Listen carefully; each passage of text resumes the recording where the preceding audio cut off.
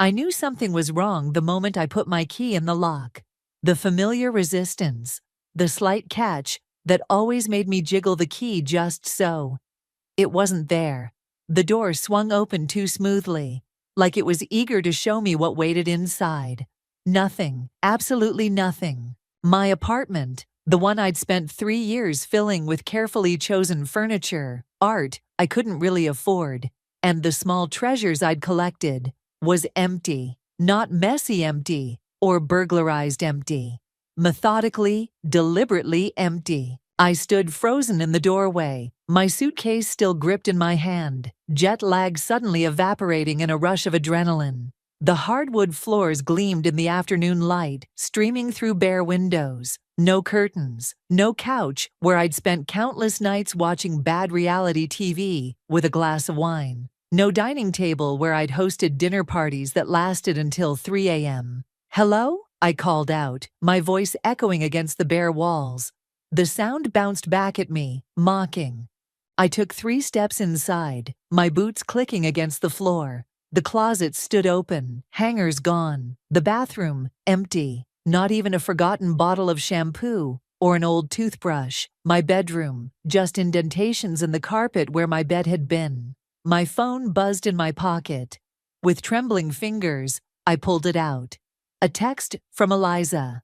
"Welcome home, miss your stuff yet?" The numbness that had enveloped me cracked. A hot wave of nausea rolled through my stomach and up my throat.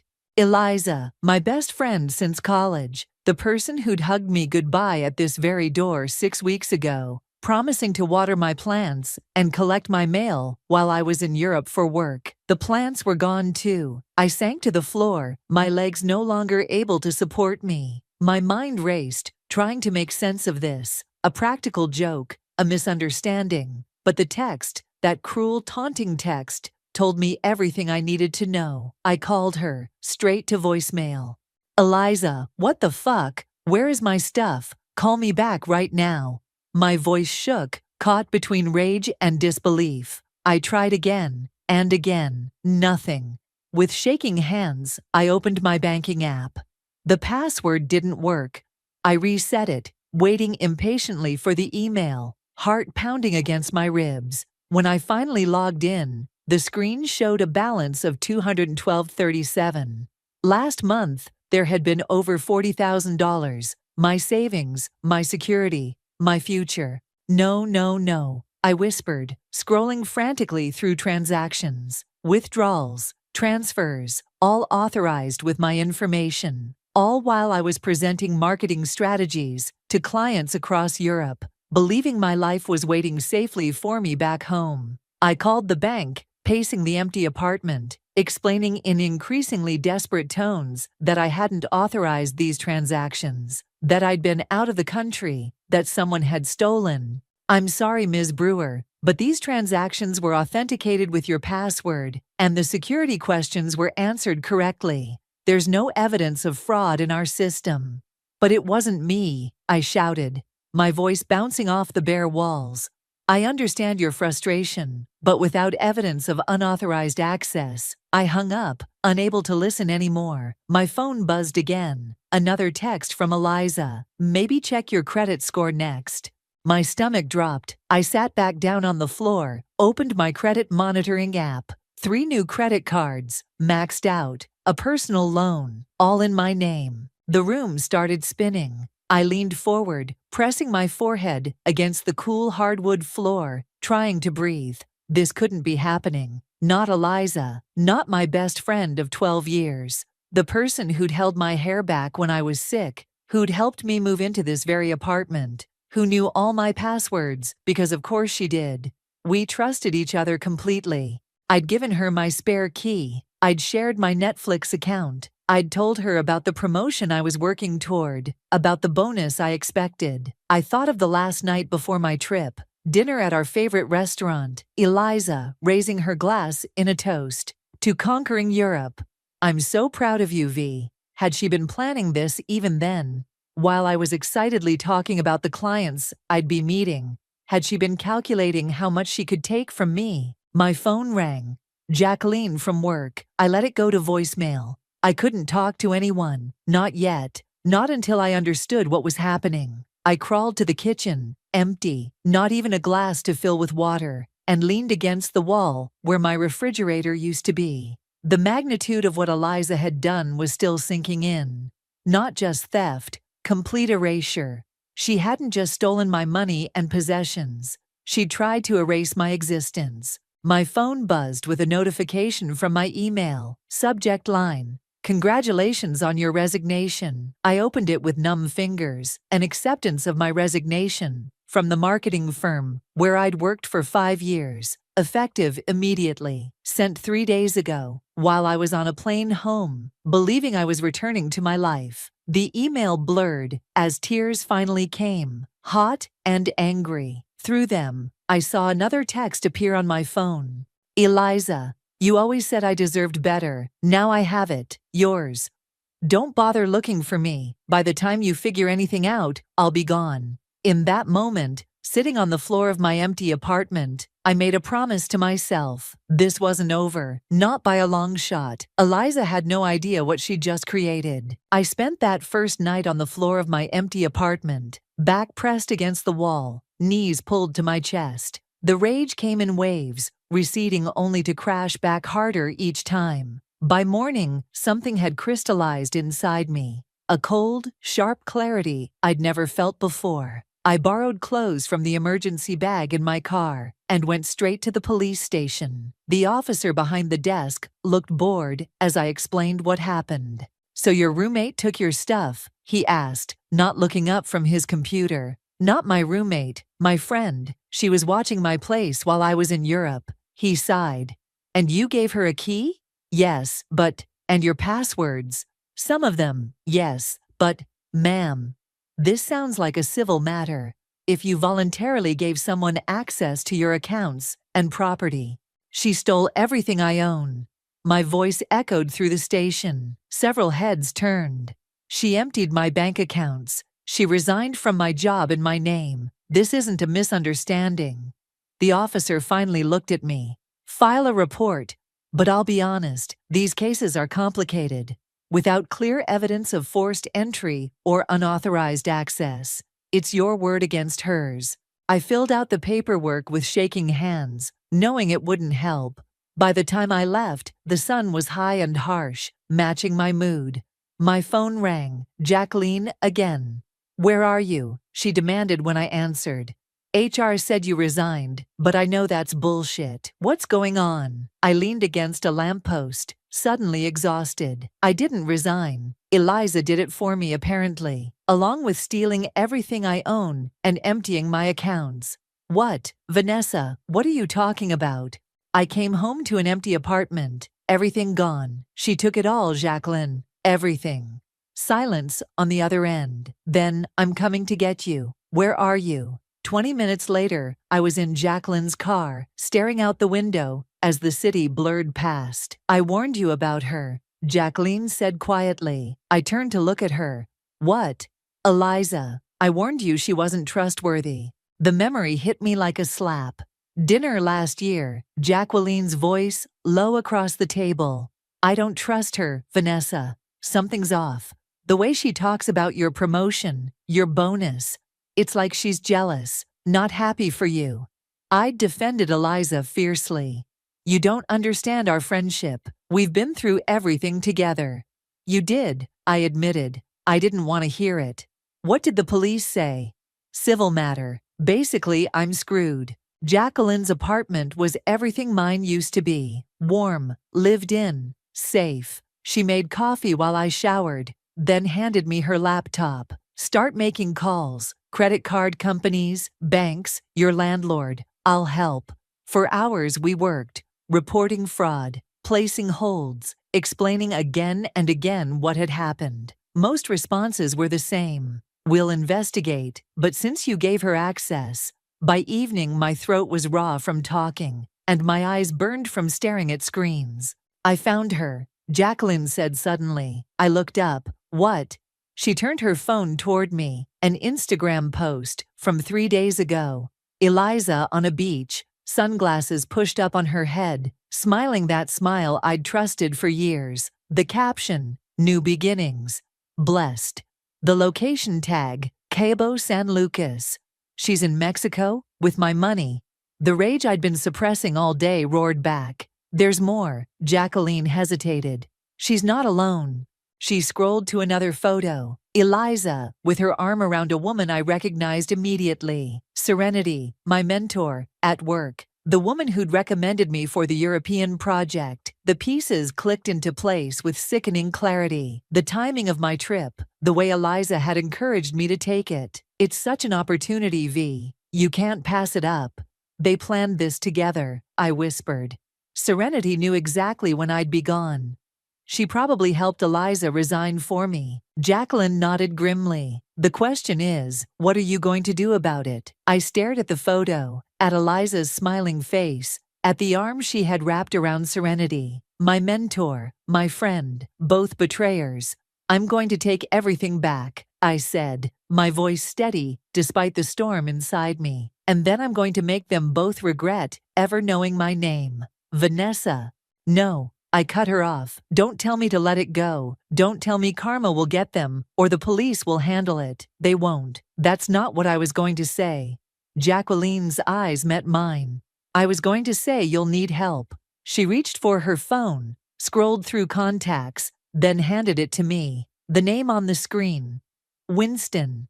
He's a tech consultant I worked with last year. Off the books kind of guy. If anyone can help you track digital footprints, it's him. I took the phone, a plan already forming in my mind. Does he owe you a favor? Several.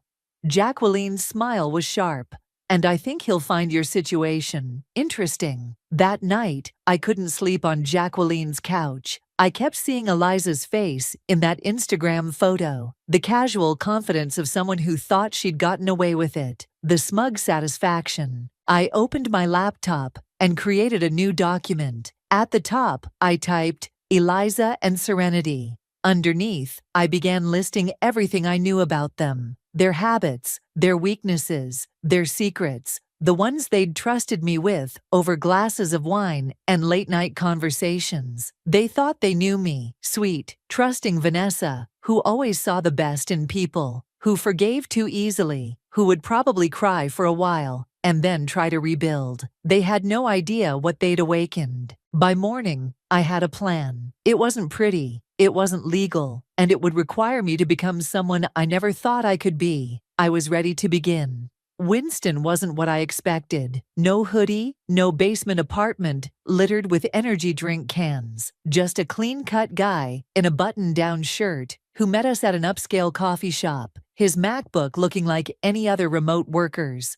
So, he said, after Jacqueline introduced us, you want to digitally track someone who stole your identity? And my life, I added. Everything. He nodded, sipping his Americano. Walk me through what happened. I recounted the story. The homecoming to an empty apartment, the drained accounts, the resignation letter. With each detail, his expression grew more interested, and the police said, civil matter. The words still tasted bitter. Winston leaned forward. Here's what most people don't understand about digital privacy. It doesn't exist. Not really. Every account, every transaction, every login leaves breadcrumbs. The trick is knowing how to follow them. Can you help me find her? I asked. I can do better than that. He opened his laptop. I can help you become her digital shadow. Every move she makes, you'll know about it. Every dollar she spends, you'll see it. And if you want, he paused, eyes flicking to Jacqueline. I can help you take it all back. How? I asked. Not here. He glanced around the coffee shop. Let's go somewhere more private. An hour later, we were in Winston's surprisingly normal apartment. No server racks, no wall of monitors, just a desk with 2 screens and a view of the park. First things first, he said, typing rapidly. We need to see what accounts she still has access to. I provided every password I could remember. Email accounts, social media, banking, shopping sites. She's changed most of these, Winston muttered. But she's made mistakes. People always do. His fingers flew across the keyboard. Windows opened and closed faster than I could track them. There, he said finally, pointing to the screen. She's using your Netflix account, right now, actually. I leaned closer. Sure enough, someone was streaming a show I'd never watch. Can you tell where she is? IP address is masked. She's using a VPN. He frowned. But she's logged into your iCloud from a device in Cabo. Sloppy. What does that mean for us? It means we have a starting point. He turned to me. What's your goal here, Vanessa? Just to find her? Or something more? The question hung in the air. What did I want? Justice seemed too clean a word for the churning in my gut. I want everything back, I said finally. And I want her to feel what I felt. Standing in that empty apartment, realizing someone I trusted had hollowed out my life. Winston nodded, no judgment in his eyes. Then we start by becoming invisible observers. We watch, we gather information, and when the time is right, we strike. For the next 3 days, I barely slept. Winston showed me how to track Eliza's digital footprint, credit card purchases, location check-ins, social media activity. We created a map of her movements, her spending habits, her routines. She's getting careless, Winston said, on the 3rd night. Using your credit cards openly. Look at this. Spa treatments, dinners at expensive restaurants, shopping sprees. The purchases scrolled across his screen, each one a fresh wound. And Serenity? I asked. Harder to track, more careful, but they're definitely together. He showed me another Instagram post, just a glimpse of Serenity's distinctive silver bracelet in the corner of a photo Eliza had posted. I trusted her, I whispered. Serenity was the one who pushed for me to get that European assignment.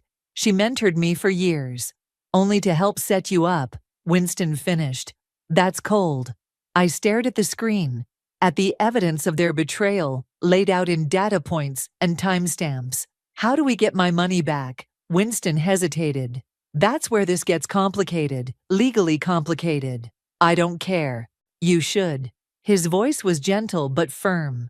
Crossing certain lines means you can't go back. They cross those lines first. And that makes it justified? He turned to face me fully. I'm not judging. I'm asking what you can live with. The question hit harder than I expected. What could I live with? The answer had seemed so clear in the white-hot center of my rage. Now, faced with actual choices, actual consequences.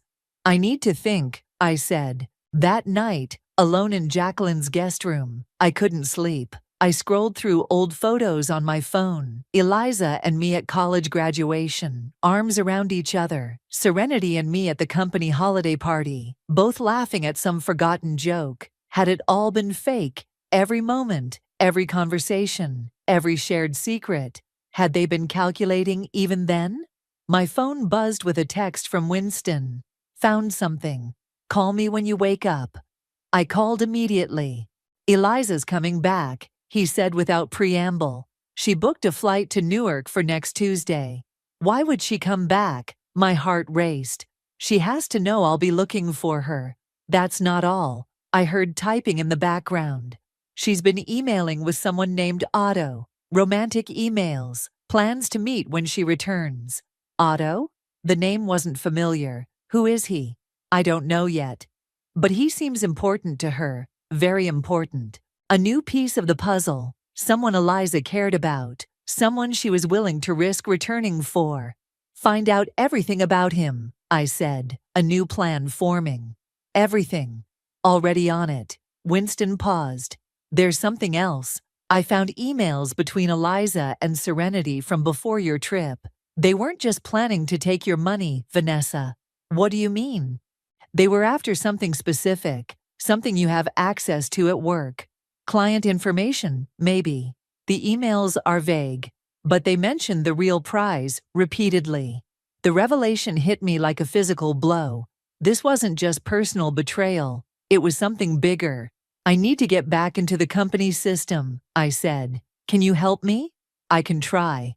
But we'll need to be careful. If they're after corporate data, this just became much more serious. I ended the call and stared out the window at the city lights. The hurt and rage were still there, but now something else burned alongside them. Curiosity. What were Eliza and Serenity really after, and how could I use it against them? For the first time since coming home to my empty apartment, I felt a flicker of something like power. They thought they'd left me with nothing. They were about to discover how dangerous nothing could be.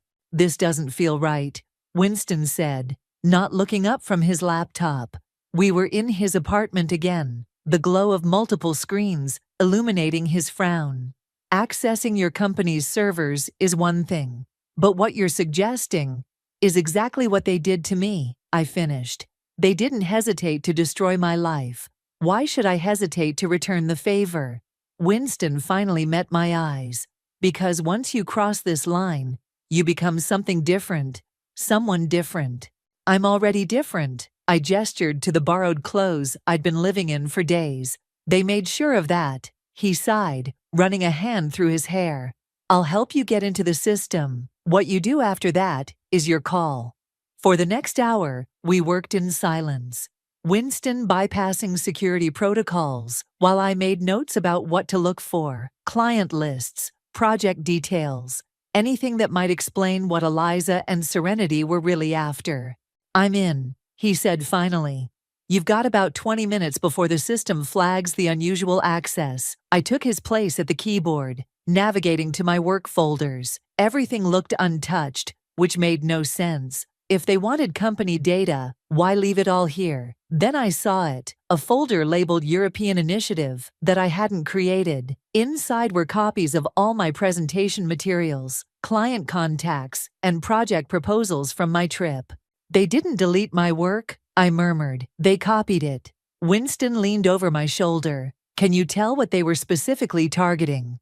I scanned through the files, looking for patterns. One name kept appearing in my most accessed documents: Meridian Global. "This client," I said, pointing. "They're one of our biggest accounts." I was finalizing a major expansion of their European marketing strategy. Worth a lot of money. Millions. The realization hit me. And I was the primary contact. If I suddenly resigned, whoever took over my accounts would have access to all my client relationships. Let me guess, Serenity. I navigated to the company directory. Sure enough, Serenity was now listed as the lead on all my former accounts, including Meridian Global. "She's positioning herself to steal the client," I said. The pieces clicking together. That's why they needed me out of the way. It wasn't just about my money. It was about my career, my connections. "Can you prove it?" I downloaded everything I could find. Emails, meeting notes, calendar invites showing the timeline of their plan. 10 minutes left, Winston warned.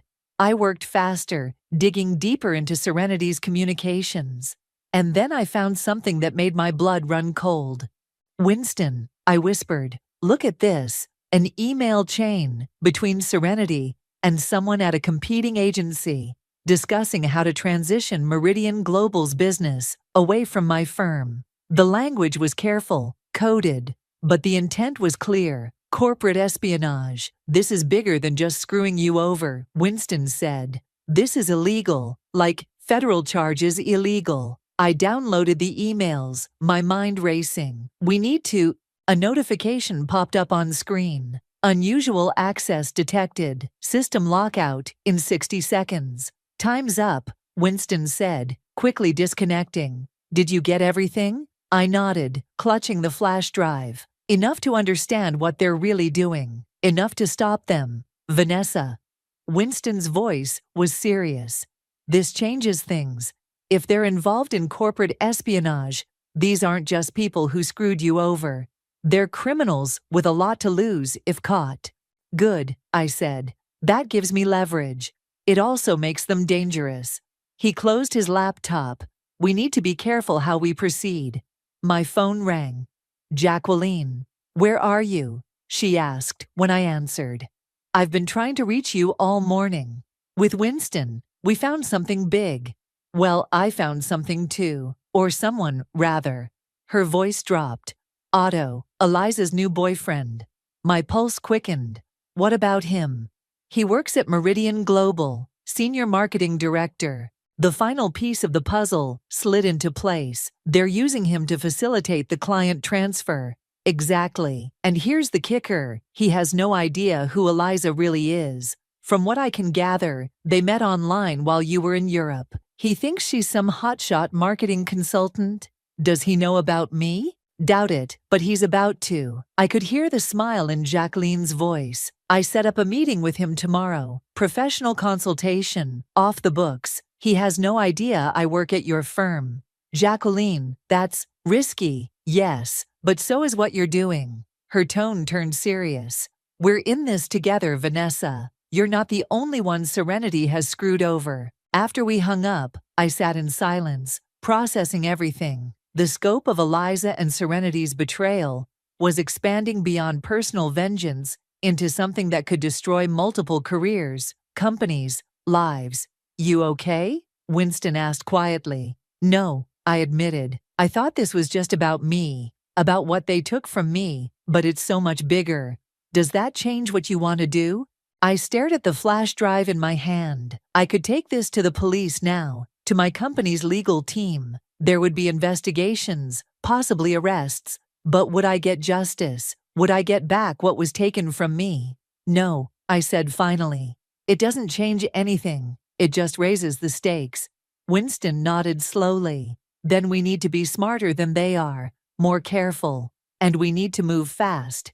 Eliza's flight lands tomorrow. That night, I couldn't sleep. I kept thinking about Otto, this stranger who had somehow become entangled in my story. Was he an innocent pawn in their game, or another conspirator? Either way, he was now a piece on the board, a piece I could use. I pulled out my phone and typed a message to Jacqueline. For your meeting with Otto tomorrow, wear the recording device Winston gave you. I want to hear everything.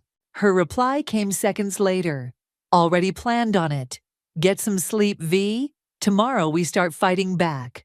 I set down my phone and stared at the ceiling, a strange calm settling over me. For days, I'd been reacting to shock, to betrayal, to loss. Now, finally, I was acting, setting things in motion that couldn't be undone. Whatever happened next, I wouldn't be the victim anymore. He's here.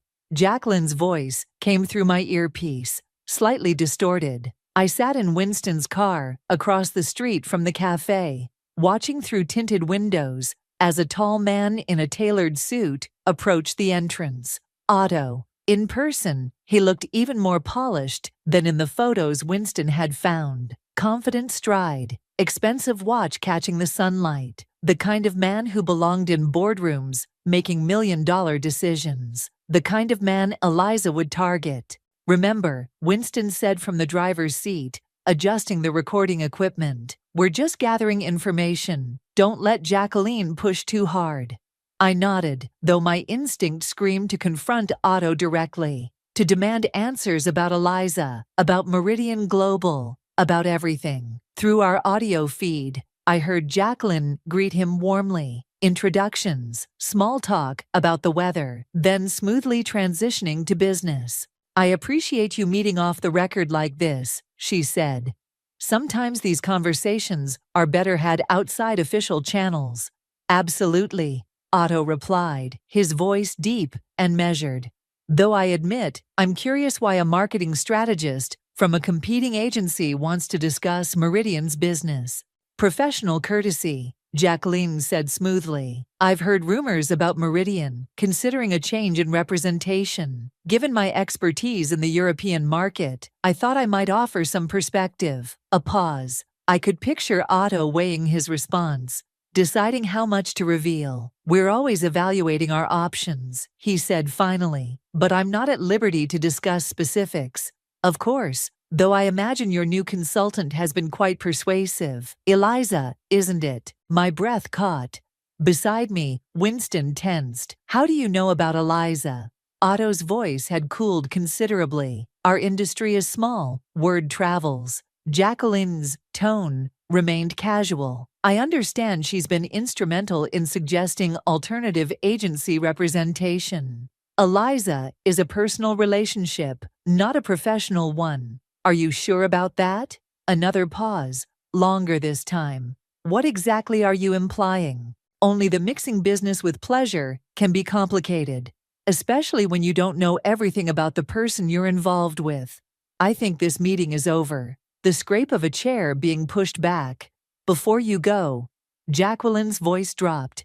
Have you ever wondered why Eliza is so interested in your Meridian work, or why she appeared in your life right when your company was considering a change in agencies? Who are you really? Otto demanded. Someone who thinks you deserve to know who you're really dealing with. Eliza isn't who she claims to be. This is getting dangerous, Winston muttered, reaching for the car door. I'm pulling Jacqueline out. Wait. I grabbed his arm. Listen.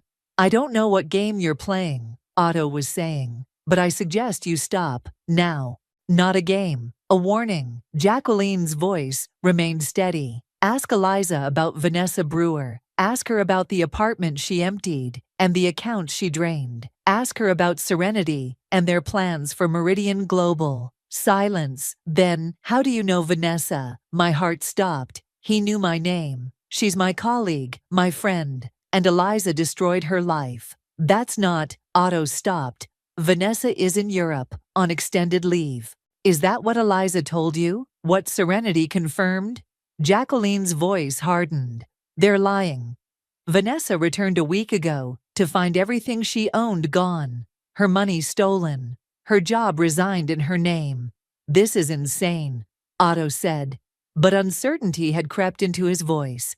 Check for yourself. Call Vanessa's number. Ask around at her firm. Better yet, ask Eliza directly. Watch her face when you say Vanessa's name. The audio feed went silent for several seconds. Then Otto spoke, his voice tight. If what you're saying is true, it is. Then I need proof. Not accusations from a stranger in a cafe. Fair enough. Jacqueline's tone softened. My contact information is on that card. When you're ready to see the evidence, call me. Through the window, I watched Otto exit the cafe, his face troubled. He paused on the sidewalk, pulled out his phone, and made a call. He's calling Eliza, Winston said. Want to bet? I nodded, unable to speak. Seeing Otto in person had made this all more real somehow, more complicated. He didn't look like a co-conspirator. He looked like another victim. Winston started the car. We should go before he spots us. As we pulled away, my phone buzzed with a text from Jacqueline. He took the bait. Now we wait. But we didn't have to wait long. That evening, as Winston and I reviewed the audio recording, my phone rang with an unknown number. Hello, I answered cautiously. Is this Vanessa Brewer? Otto's voice. My eyes met Winston's. He nodded encouragingly. Yes, I said. Who's asking? My name is Otto Bradley. We need to talk. His voice was controlled but tense. About Eliza and Serenity. I'm listening. Not over the phone, in person. He paused. I've seen some emails. Things that don't make sense, unless what your friend told me is true. My pulse quickened. What kind of emails? Between Eliza and Serenity. About you. About Meridian. Another pause. About me. Winston scribbled on a notepad. Careful. Could be trap. Why should I trust you? I asked. You shouldn't. Otto replied bluntly. Just like I shouldn't trust you. But if we're both being played, doesn't it make sense to compare notes? I considered my options. Meeting Otto was risky, but it also might be my best chance to understand the full scope of Eliza and Serenity's plan. When and where? I asked finally. Tomorrow, noon. The botanical garden in the Central Park. Public enough to be safe for both of us. After we hung up, Winston looked at me gravely. You know this changes everything, right? If Otto's really in the dark, he's not an enemy. He's a potential ally. Or he's working with them, trying to find out how much we know. Either way, meeting him is dangerous. Winston closed his laptop. Eliza lands tomorrow morning. If Otto tells her about your conversation, the implication hung in the air. Eliza would know I was on to her. The element of surprise, my one advantage, would be gone. I have to take the risk, I said. If Otto really doesn't know what they're doing, he deserves the truth. And if he's part of it, I met Winston's concerned gaze. Then I need to know that too. That night, I dreamed of my empty apartment. But this time, Eliza wasn't alone. Otto stood beside her, both of them laughing, as they carried out my life piece by piece.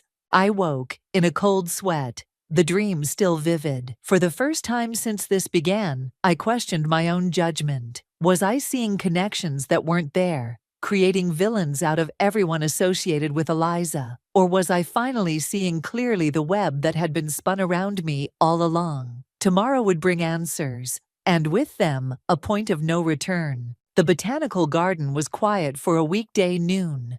Just a few tourists and mothers, with strollers wandering the paths. I'd arrived 30 minutes early, Winston's warnings echoing in my head. Don't sit with your back to any entrance. Keep your phone recording. If anything feels wrong, leave immediately. I chose a bench near the orchid display, positioned to see anyone approaching from either direction.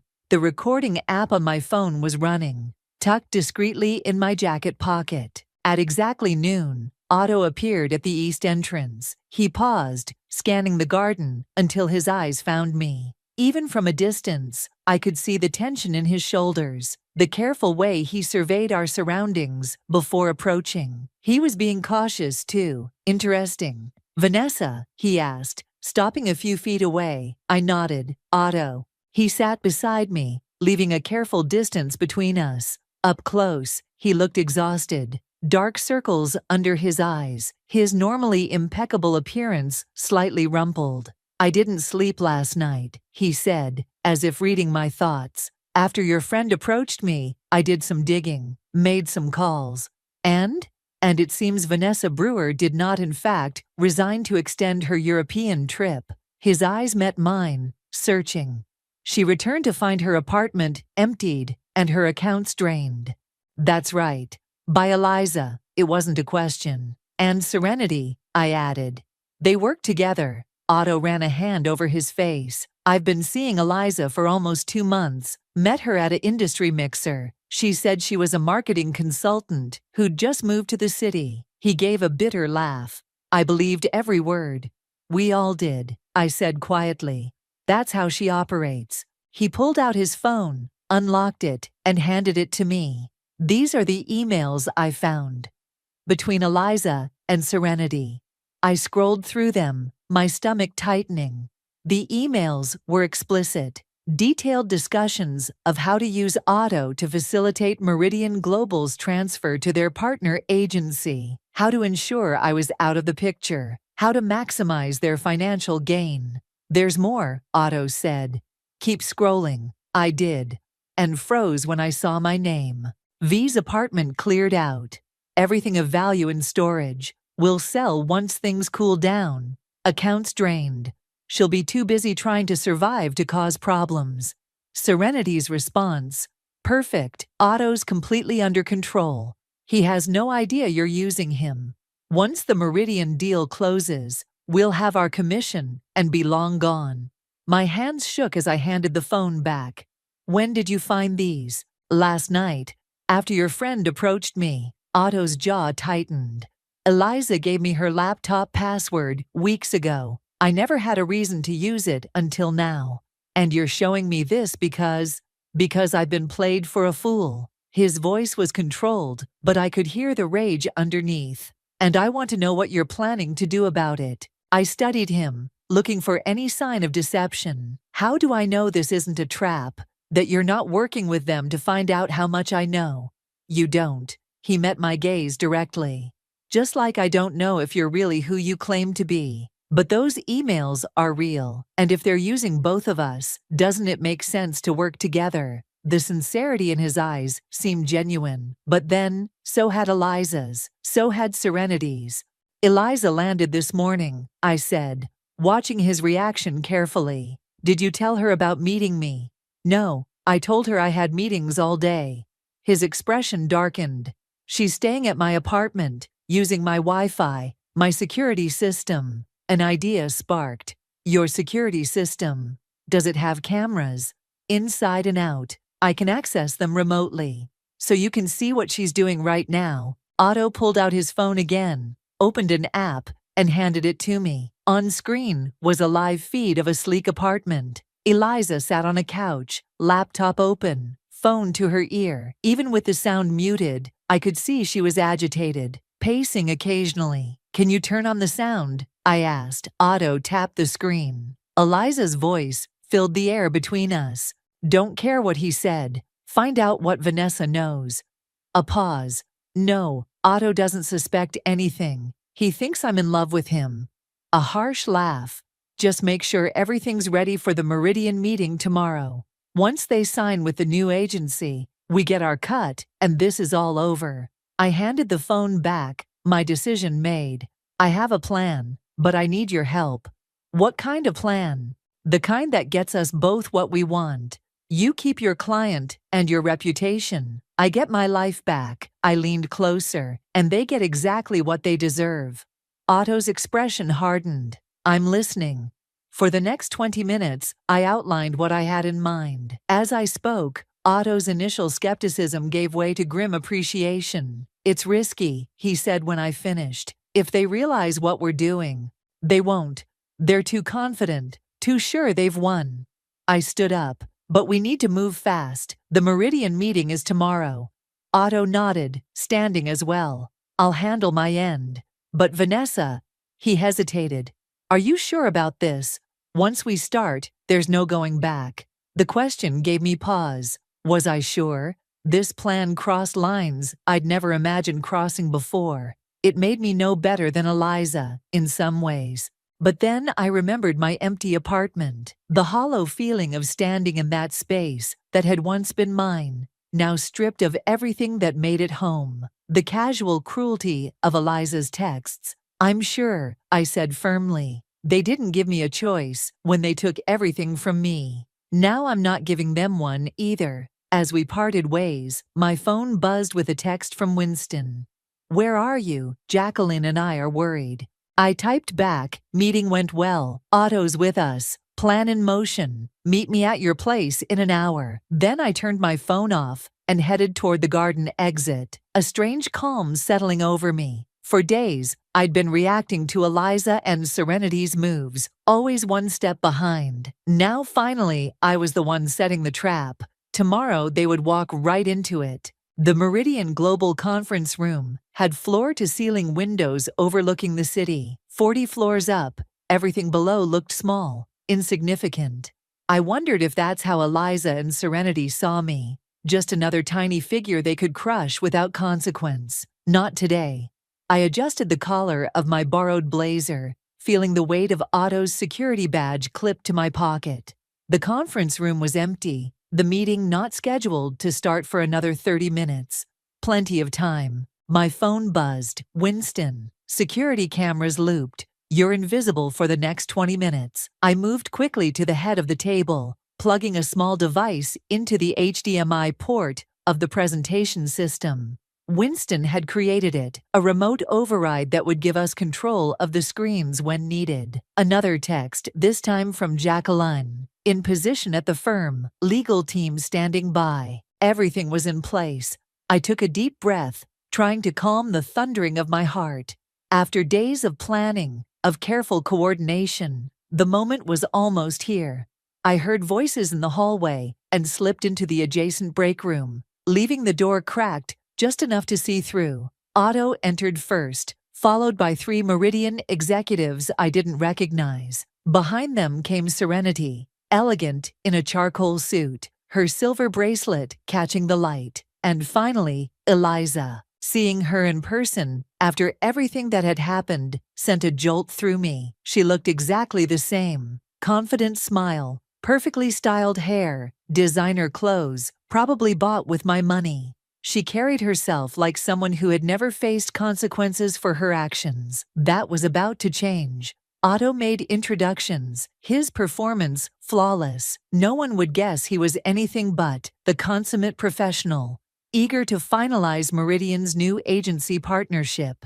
"Before we begin," he said, "I'd like to introduce Eliza Patterson, a marketing consultant who's been instrumental in helping us evaluate our options." Eliza smiled, accepting the acknowledgement with practiced modesty. I'm just happy to help Meridian find the right partnership. And Serenity Diaz, Otto continued, who will be leading the account team at the new agency. Serenity stepped forward. We're thrilled about this opportunity. I've prepared a presentation outlining our transition plan. As she moved to connect her laptop, Otto caught my eye through the crack in the door. The signal. I texted Winston. Now. The conference room lights dimmed slightly as the large screen at the front of the room came to life. Instead of Serenity's presentation, a single image appeared. My empty apartment. The photo I'd taken that first day back. Confusion rippled through the room. I'm sorry, Serenity said, flustered. That's not my presentation. She tried to disconnect her laptop, but the image remained. Then it changed to another. Bank statements showing massive withdrawals, all dated during my time in Europe. What is this? One of the executives asked. The screen changed again. Now it showed emails, the ones between Eliza and Serenity, discussing their plan, their scheme to use Otto, their intention to steal Meridian's business. Serenity's face drained of color. Otto, there's been some mistake, has there? Otto's voice was ice, because it seems like the only mistake was trusting either of you. Eliza's eyes darted around the room, her composure cracking. This is some kind of hack. Someone's trying to sabotage the meeting. Someone like Vanessa? Otto asked quietly. At my name, Eliza froze. Her eyes widened in genuine fear. That was my cue. I pushed the door open and stepped into the conference room. Hello, Eliza, I said. My voice was steadier than I expected. Surprised to see me, the shock on her face was everything I'd imagined. For a second, she actually took a step back. Vanessa, she managed. What are you doing here? Reclaiming what's mine. I moved to stand beside Otto. Starting with the truth, Serenity recovered first. Gentlemen, I can explain. Vanessa is a former colleague who was terminated for… Save it, I cut her off. They've already seen the emails. They know exactly what you two were planning. The Meridian executives were on their feet now, expressions ranging from confusion to anger. Otto, one of them said. What's going on here? Corporate espionage, Otto replied calmly. Serenity and Eliza plan to manipulate Meridian into changing agencies, securing themselves substantial commissions in the process. They eliminated Vanessa, your actual account manager, to facilitate the scheme. That's absurd, Eliza said. But her voice wavered. Her eyes kept darting to the screen, where her own words condemned her. I stepped closer to her. You took everything from me. My home, my money, my job. Did you think I'd just disappear? It wasn't personal, she said, almost automatically. The audacity of those words hit me like a physical blow. Wasn't personal. You emptied my apartment. You drained my accounts. You texted me to gloat about it. My voice rose, despite my efforts to control it. You were my best friend for 12 years. Something flickered across Eliza's face. Not remorse, exactly, but discomfort. For the first time, she seemed to recognize the magnitude of what she'd done. You always had everything handed to you, she said quietly. The promotions, the recognition, the perfect life. I just took what I deserved. What you deserved. The rage I'd been containing for days threatened to explode. You deserved my trust, my friendship, the life I built. Before she could answer, the conference room door opened again. Jacqueline entered, followed by two men in suits.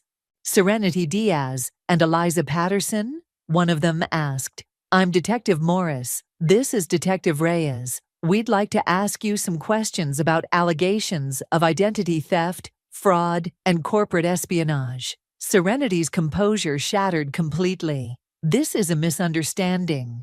Save it for your lawyer, Jacqueline said, coldly. The firm has already filed charges, and trust me, they're going to make an example of you both. As the detectives led Eliza and Serenity out, Eliza turned to look at me one last time. In her eyes, I saw something unexpected, not hatred or defiance, but a flicker of respect. I didn't think you had it in you, she said softly. Guess I underestimated you. Everyone did, I replied. When they were gone, the room fell silent. The Meridian executives looked shell-shocked.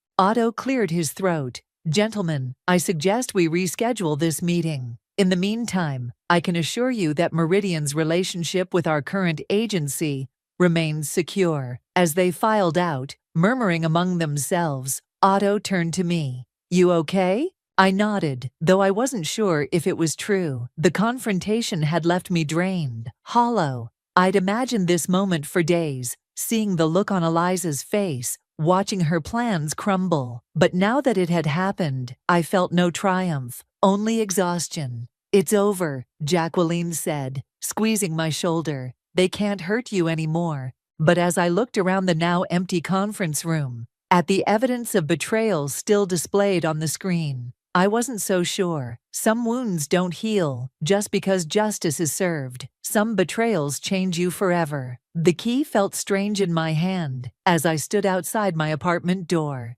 New locks, new key, same old door. I hesitated before turning it, unsure what I'd feel stepping into that space again. Empty rooms had haunted my dreams for weeks.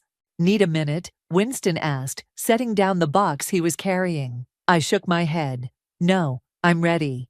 The door swung open to reveal bare floors, blank walls, and sunlight streaming through uncovered windows. Still empty, but different now. This emptiness was a beginning, not an ending. Home sweet home, Jacqueline said, brushing past me with a lamp in her arms. Or it will be, once we get all this stuff inside. Behind us, the hallway was lined with boxes and furniture. Not my old possessions, which were long gone, but new things. A fresh start. Where do you want this? Otto asked, struggling with a coffee table. Living room, I directed. Against the wall for now. For the next few hours, we worked together, filling the apartment piece by piece. A couch here, bookshelves there. Each item carefully chosen, each placement deliberate. This time, I was building my space with intention, not just accumulating things. By evening, the apartment had taken shape. Not finished, but livable. We collapsed onto the new couch, sharing pizza and beer, exhausted but satisfied. To new beginnings, Jacqueline toasted, raising her bottle. And to old friends who show up when it matters, I added. Looking at each of them in turn, the conversation flowed easily, punctuated by laughter that gradually erased the echoes of emptiness. As night fell, Jacqueline and Winston said their goodbyes, leaving Otto and me alone. I should go too, he said, gathering his jacket. Stay, I found myself saying, just for a while. We sat in comfortable silence, the city lights twinkling through the windows. Have you heard anything? He asked finally. I knew what he meant. Eliza took a plea deal, 2 years, plus restitution. Serenity's still fighting the charges, but her lawyer is pushing for a deal too. Do you think the punishment fits the crime? I considered the question. No punishment would undo what they did. But it's not about that anymore. What is it about then? Moving forward, I said simply. Building something new. Otto nodded, understanding in his eyes. Over the past weeks, as we'd worked together to build the case against Eliza and Serenity, something unexpected had grown between us. Not romance, we were both too damaged for that right now, but a connection forged in shared betrayal and recovery. I have something for you, he said. Reaching into his pocket, he pulled out a small flash drive. The last of the evidence, everything we gathered. I thought you might want to decide what to do with it. I took it, feeling its weight in my palm. Why give this to me? Because you've earned the right to choose how this ends. His eyes met mine. For yourself, at least. After he left, I sat alone in my new living room, turning the flash drive over in my hands. It contained everything. The emails, the bank records, the security footage, all the evidence of Eliza's betrayal, of Serenity's calculation, of the moment my life had been torn apart. My laptop sat on the coffee table. I opened it, inserted the drive, and watched as the files populated the screen. So much pain contained in these digital fragments. My finger hovered over the delete button. Would erasing these files help me move on? Or would it be another form of erasure, pretending the betrayal had never happened? I closed the laptop without deciding. Some choices couldn't be rushed. Morning found me at the coffee shop near my old office, waiting, my hands wrapped around a mug for warmth, or perhaps for comfort. When the bell above the door jingled, I looked up. Mary, my former colleague, spotted me and came over. Her smile was tentative, uncertain. "Thanks for meeting me," I said as she sat down. "Of course," she studied my face. "You look better than the last time I saw you." "I feel better." I took a sip of coffee. "I wanted to thank you for testifying. I know it wasn't easy going against Serenity." Mary shrugged. "It was the right thing to do. I just wish I'd spoken up sooner, when I first noticed things weren't right." "You couldn't have known what they were planning." "Neither could you." Her eyes were kind. "None of us saw it coming." We talked for an hour about the case, about the firm, about the future. Mary mentioned an opening at her new company. I promised to think about it. As we were saying goodbye, she hesitated. "Have you talked to Eliza since the sentencing?" "No." The thought had crossed my mind, but I'd pushed it away. "I don't think I'm ready for that." "Would you ever be?" "Ready, I mean." The question followed me as I walked home, through a city that no longer felt hostile. Would I ever be ready to face Eliza again, to hear her explanations or justifications, to look into the eyes of someone who had known me so well and still chosen to destroy me? In my apartment, I went straight to my laptop and opened the flash drive again. All the evidence, all the pain, all the betrayal, still there, waiting for my decision. I created a new folder on my hard drive, labeled Past, and transferred the files there. Not deleted, not dwelled upon, just stored away. Part of my history, but not my present. Then I opened a blank document and began to type. "Dear Eliza, I'm not writing to forgive you. I'm not sure that's possible or even necessary. I'm writing because for 12 years, you were the person I told everything to. And now, ironically, you're the only one who would understand what I've been through. You took everything from me, my possessions, my security, my trust. But here's what you didn't take: my resilience, my ability to rebuild, my future. I won't be visiting you. I won't be waiting when you get out. This letter isn't the beginning of a reconciliation. It's the end of a chapter. You taught me the hardest lesson of my life. And for that, just that, I thank you. I didn't sign it, didn't print it, didn't send it. The act of writing was enough, acknowledging the pain without letting it define me." Outside my window, the city continued its relentless rhythm. Inside, in this space that was mine again, different but mine, I felt something I hadn't expected to feel so soon. Not happiness exactly, not yet, but possibility, the quiet certainty that emptiness, like fullness, is temporary, that what defines us isn't what we lose, but what we choose to build in its place. I closed my laptop and went to unpack another box.